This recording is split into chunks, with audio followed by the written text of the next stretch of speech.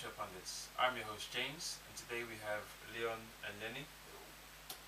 The mini saga, better known as El Classico, has now finished, and today we're going to discuss the good and bad points of the games. So who's going to start first today? Well, to be honest, it's been pretty much a farce. I think the correct team, or say the team with the most integrity has gone through. I think Real Madrid's tactics were very negative, and for a team of their stature and high regard in so many sort of parts of the world, it was very sort of disappointing to see their approach to all four of the games. Mourinho is known for his tactical nous, but I think when you're sending out players to stop Barcelona from playing, the line needs to be drawn at kicking people for no reason, just to basically cause harm, because that's the way I saw it. To make it seem as though Barcelona can't be stopped isn't true. There are teams out there that can stop Barcelona, but there's a way to do it, and there's a wrong way and there's a correct way. There's teams in Spain that have shown that if you attack them and you relentlessly attack them, use the wings, get the balls in, you can counter-attack against Barcelona. Sporting Gijón, who have been battling relegation, now in mid-table in Spain, they were probably the most dangerous team I saw play Barcelona this season, and probably should have won, but they didn't have the quality up front to kind of finish Barcelona off. Take a leaf out of their book, and you can see what you can do with the correct tactics, the endeavour, and the will to win without kicking. And on top of that, like, they came out, the Real Madrid players after that even came out and said Barcelona players were diving, all this kind of stuff. And even Jose Mourinho was like, oh, we've had 5 red cards in the last 5 games against them. Doesn't that mean nothing? Most of them were red cards to begin with. Only one I could dispute wasn't a red card, and that was the last one. Pepe, that's the only one I could dispute. And it could have been some today. Huh? Referee was very nice to evaluate today. A lot of red cards. And Adebayor's There's more accumulated fouls, wasn't it? It's just a succession. Adebayor's one was a rake down the back. That's Adebayor, he got away with that one. And he's the one that was saying they're crying their bees.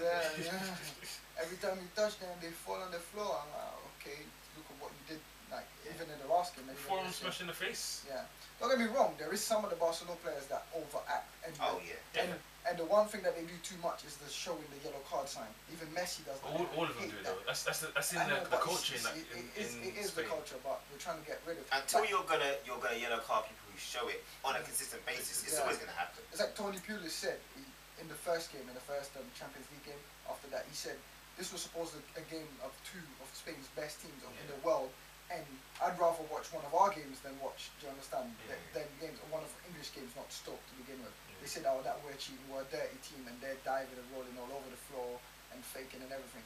So, but to saying that, I think Barcelona deserve to be where they are. I think them losing the final to Sporting Gijón, to Real Madrid, was a farce to begin with, because at the end of the game, after 90 minutes, they had 73% possession compared to whatever, 27 for Real Madrid. So it shows you they actually tried to play. They scored a goal. They scored legit. I don't think it was just. I don't think you can just say that. But that's the best they played. No. But you can say that they only had 20-something possession. Everyone has that. But that's not the bad thing. It's the way they played. It's the way they played. I know they did. But you're supposed to be Real Madrid, yeah? You have all these stars on your team. You're telling me you're only settling for 27%. No, but even when Arsenal beat Barcelona at Emirates, Barcelona had 60-something% possession. But it's not 73% though. Doesn't matter. Do you understand?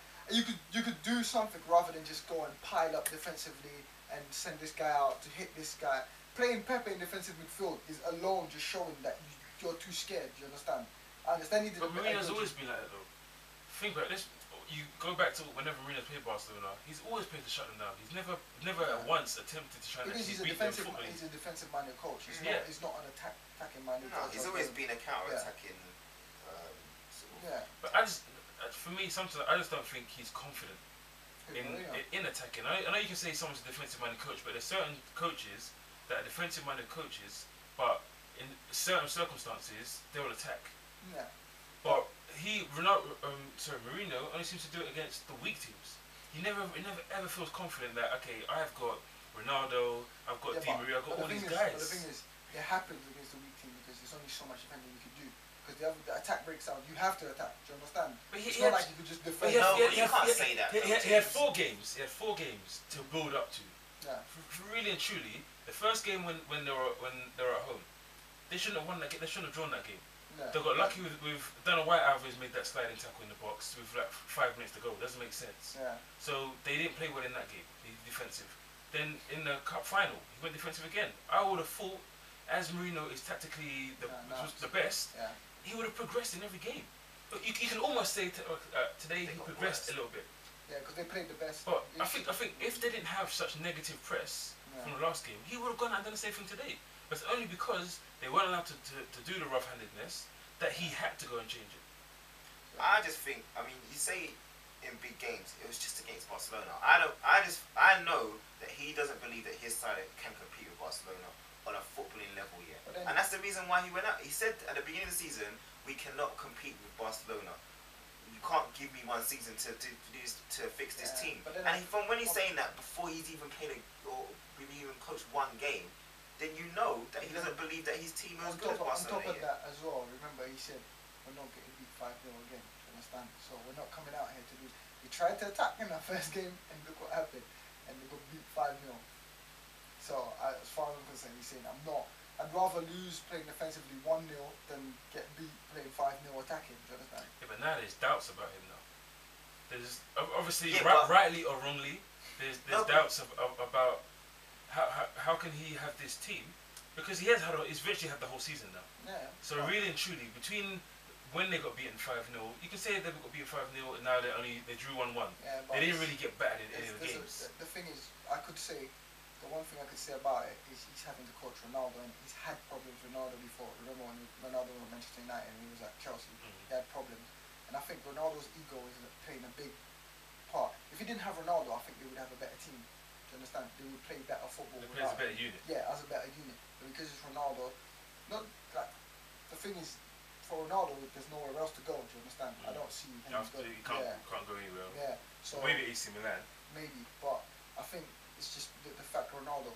He has to play some way that Ronaldo wants to a certain extent. But even though he's that manager that doesn't want to do that, but they paid 80 million for him, so the chairman's going to put some pressure on you on top of that. It's not even that. Theoretically, he's the 2nd best player in the world. So, but obviously not by the latest pollings, but really and truly, if you're going to choose your first 2 picks, will be Messi and Ronaldo. So you have to find space for him in your team. So fair enough in what you're saying, but I don't know. There must hopefully next season, the next Classico, we'll see a better Real Madrid. I think these doubts about Mourinho have come about from the way he handled, not just the way he handled the games, but he's handled the press, the way he's continued to make this about him, the way he's come up with all these conspiracy theories because Barcelona get decisions. Well, he's in the top team. Real Madrid get decisions against little clubs all the time. He's had decisions go in his favour when he's at Inter. He's had decisions go in his favour when he's at Chelsea. So at the end of the day, he always deflects though. He always deflects attention from his team. And something is always done. He's always done. But the only difference now is that everyone's seeing it. What he was saying just did not make any sense. Oh, I'm not going to talk about any of the decisions because you can see from the video footage, a picture paints 1,000 words. I'm not going to say anything about it. Well, yes, Mourinho, you can see that your players went out to kick players, and Barcelona, yes, while there was play acting, all they could do is do that because your players were going in so hard to kick people. The way I see it, if someone's coming out to kick me and the referee don't do nothing about it, stop them from kicking me, I'm gonna dive. Sorry, as bad as it is, if it's gonna stop him from kicking me, if it's gonna get him red carded, then so be it. There was no diving in the Classico in a 5-0 win. Nope. Because they didn't go out to kick. There was no deal. There you go. And there was hardly any in this one because of what they had to do.